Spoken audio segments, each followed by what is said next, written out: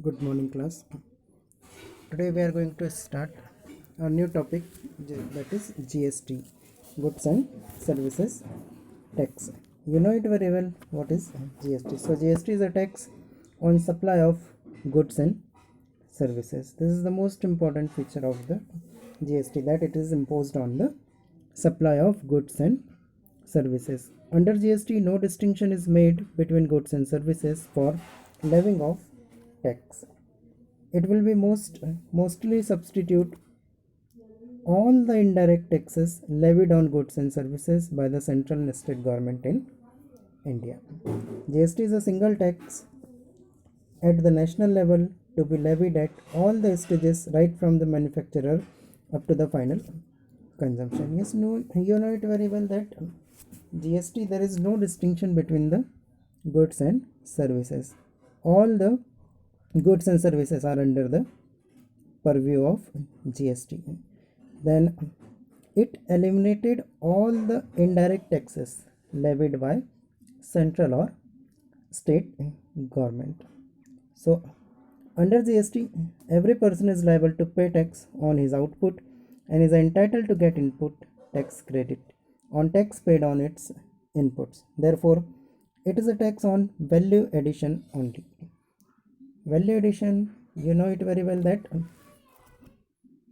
in what we do in value addition, suppose a car is sold for rupees 5 lakh and intermediate goods used in the car is rupees 2 lakh.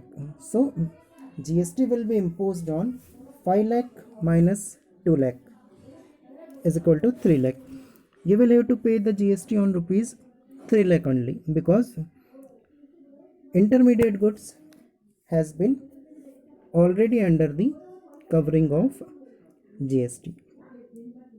Okay, so you will have to keep in mind that in GST we consider only value added or value addition.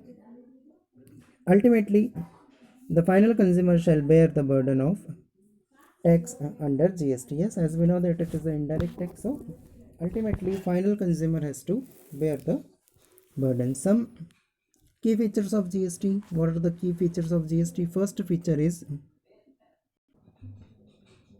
the territorial spread of GST is whole country, including Jammu and Kashmir. Yes, it is also applicable in Jammu and Kashmir. GST is applicable on the supply of goods.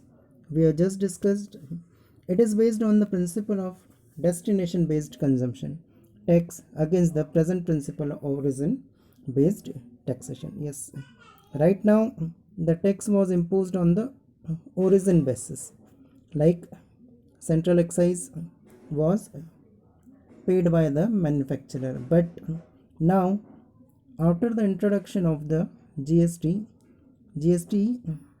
tax is collected from the final destination. Import of goods and services is treated as interstate supplies and would be subjected to IGST in addition to applicable custom duties. Yes, if you are importing goods and services, then it will be under the covering of IGST. Then there are 4 tax slabs, namely 5%, 12%, 18%, and 28% for all goods and services. There is no tax on export and supplies to SEZ, that is SEZ, Special Economic Zone. Clear? So next feature is there are various mode of tax payment available to taxpayer, including internet banking, debit credit card, NEFT, RTGS, etc. So these are some key features of GST. I hope you understood it. Okay, thank you so much.